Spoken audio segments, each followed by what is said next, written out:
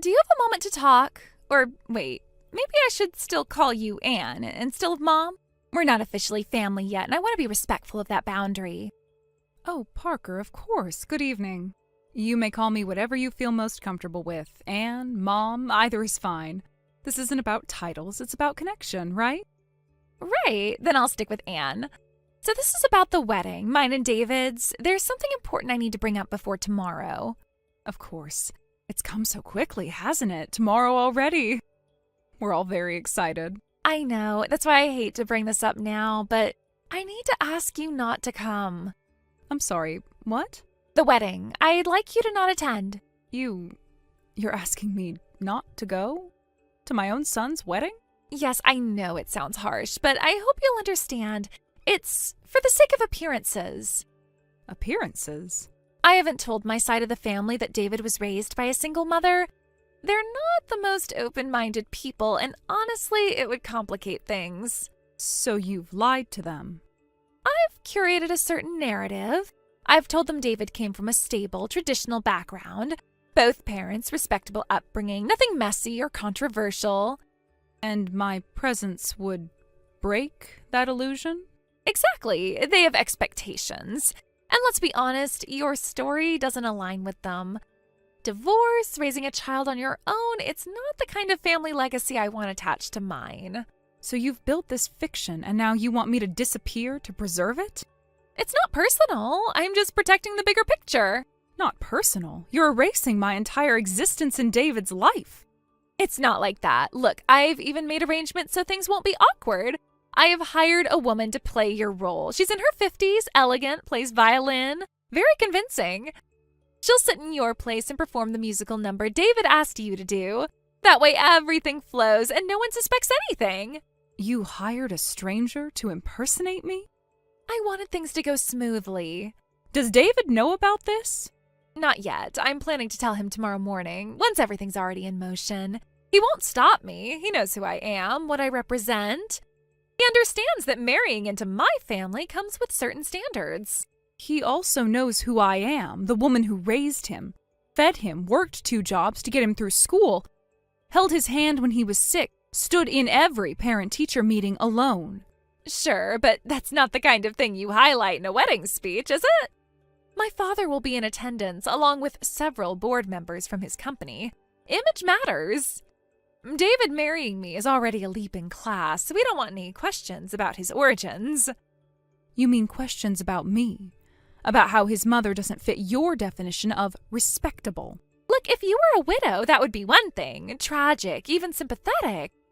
But a divorce? That just reeks of failure. And let's be honest, what are the odds it wasn't your fault? Maybe you cheated. Maybe you pushed your husband away. Whatever the case, you didn't keep your family together. That matters in our circles. You know absolutely nothing about what I've been through. And I don't need to. I'm not here to unpack your past. I'm just trying to make sure tomorrow goes off without a hitch. By pretending I don't exist. Exactly. You're a liability, Anne. I'm trying to be practical here. It's about the future David and I are building. A future that doesn't include reminders of dysfunction or failure. If you love him, you'll understand and step aside quietly. Love doesn't mean eraser. It means sacrifice. So sacrifice your pride and sit this one out. And for what it's worth, you should be grateful I'm handling this cleanly. I could have simply sent a security notice and had you barred from the venue, but I thought we could be adults about this. You're replacing me with an actress, rewriting history, lying to everyone, and you call that being an adult? It's called diplomacy, something you probably never had to learn in your world, but it's second nature in mine. And this performer, this stand-in for me, she'll be pretending to be David's mother? Yes. She's been briefed. She'll smile, pose for pictures, maybe say a few words. No one will know. And you won't have to endure the embarrassment of being scrutinized. The only embarrassment here is your complete lack of integrity. That's rich. Coming from a divorced woman with nothing to her name but a rented apartment and a dusty violin. That violin you just mocked? It's the same one that used to lull your future husband to sleep when he was 4 and crying from night terrors. The same one that played when he graduated high school and asked me to make the day feel special even if his father wasn't there. But I guess that doesn't matter to you. It's sentimental drivel. This isn't a school play. It's a high-profile wedding. And what happens after the wedding? What happens when David finds out what you did? He won't. I made sure of it. Before I messaged you, I turned off his phone. He won't check it overnight. He never does unless there's a sound or a call. I'll power it back on in the morning before he notices anything. But then it'll be too late for him to do anything about it. So you're not just dishonest, you're calculating. I prefer strategic. And there's one more thing. After the wedding, I'll be asking David to formally sever ties with you. I don't want his old life trailing into our new one. He'll understand. It's what's best for both of us. You truly believe you can cut a son away from his mother like trimming off a loose thread? That thread is tangled and fraying. If he's smart, he'll let it go. I'm offering him a better future, prestige, influence, legacy. You offer nothing but nostalgia and emotional baggage. And if he says no? He won't. He loves me. He'll choose what makes sense. I'm done debating this with you. Then you won't have to. I won't go. Good. You're finally doing something right. But let me say one last thing, Parker. You can dress up your cruelty in expensive fabric and long-stemmed roses, but it's still cruelty. And cruelty has a way of unraveling even the most carefully arranged events. I hope, for both your sakes, that David never sees the stitches you've tried to hide. Because when he does, and he will, it won't be the past he cuts off. You're delusional. David will never turn on me. We'll see. Weddings reveal a lot more than just flowers and dresses. Whatever, just stay away tomorrow. That's all I ask. You'll get your wish.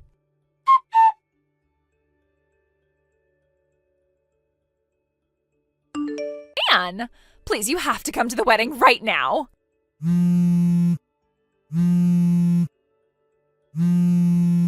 Please, just answer me. Please? Good morning, Parker. Is something wrong? Yes, something is very wrong. You need to come to the venue right now, please. And why is that?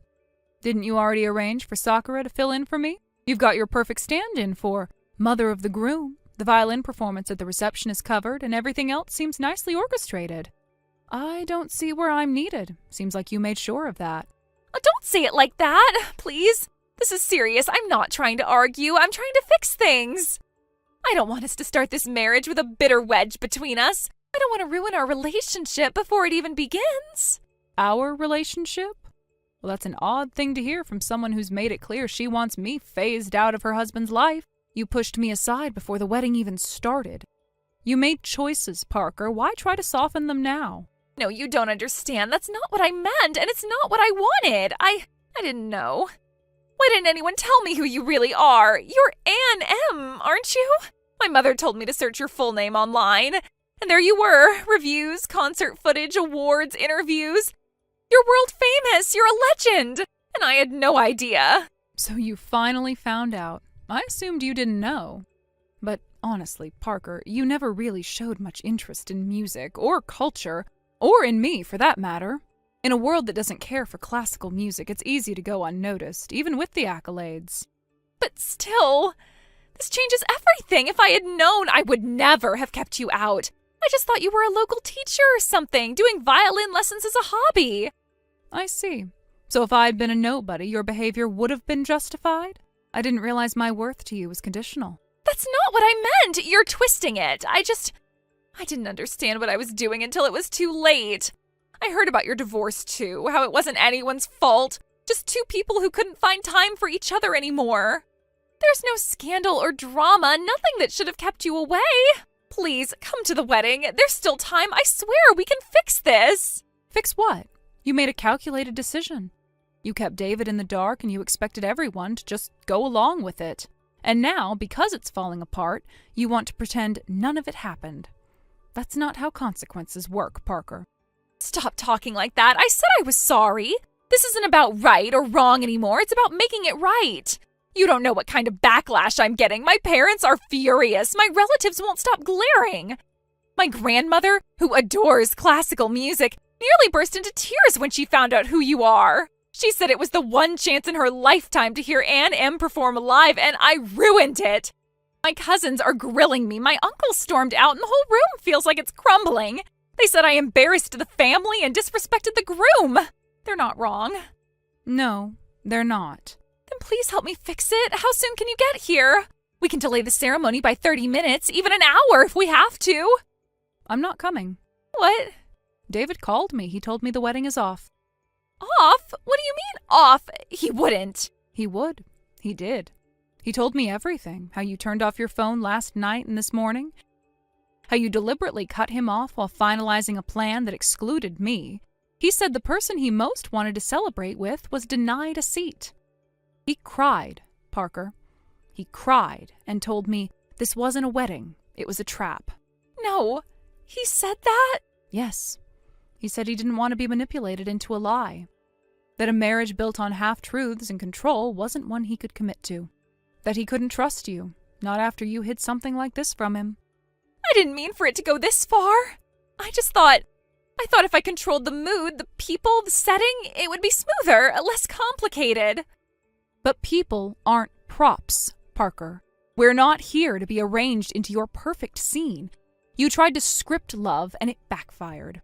I was trying to protect something. I thought if I could just maintain the narrative, there'd be less tension, less distraction. I didn't want his famous mother overshadowing everything. Then maybe you shouldn't have tried to marry the son of the woman you planned to erase. You were never protecting the wedding. You were protecting your own control. So what now? He just leaves me just like that? David told the guests. He made an announcement and explained the situation. He returned all the gifts, thanked everyone for coming, and asked them to head home. No, that can't be. I haven't even walked down the aisle. And you won't. I'm sorry, Parker. Wait, where are you now? Are you still in town? Not for long. I have a concert to prepare for in another city. Now that the wedding's canceled, I'm heading out earlier than planned. No, please don't go. Don't just disappear on me like this. I'll be driving shortly, so this will be our last message. And I think it's best we leave things here. Anne, please, don't shut me out like this. I know I messed up. But can't we talk? Can't we fix this? One final thing. I heard from David that the marriage license hadn't been submitted yet. At least you're spared the legal entanglements. A small grace in a sea of mistakes. Anne, please. Goodbye, Parker. I sincerely hope you grow from this.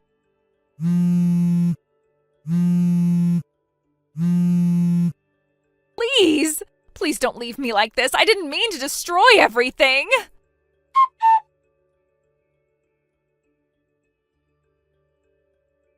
Even after I ended the message, my phone kept lighting up with notifications, one after another. Parker just wouldn't stop. Desperate calls, frantic texts, voicemail after voicemail. It was endless. I gave it a bit of time, thinking maybe she'd cool down, or at the very least run out of things to say, but no such luck. If anything, her messages got more intense, more erratic. Some were tearful apologies, others were bitter and accusing.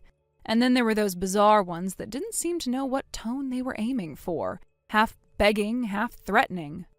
Eventually, I'd had enough, so I did what any sane person would have done. I blocked her number, completely shut the door. I wasn't interested in hearing any more excuses or witnessing another emotional outburst.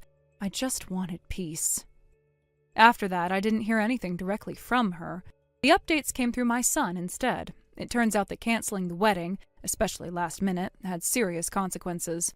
Parker, being the one at fault, ended up on the hook for everything. She was ordered to pay the full cancellation fee for the wedding, which had been planned down to the last extravagant detail. And since she was marrying into a wealthy and influential family, the event had been set to take place at one of the top venues in the region, complete with catering, florals, and entertainment, and a high-profile guest list. This wasn't your average ceremony. It was a grand-scale production.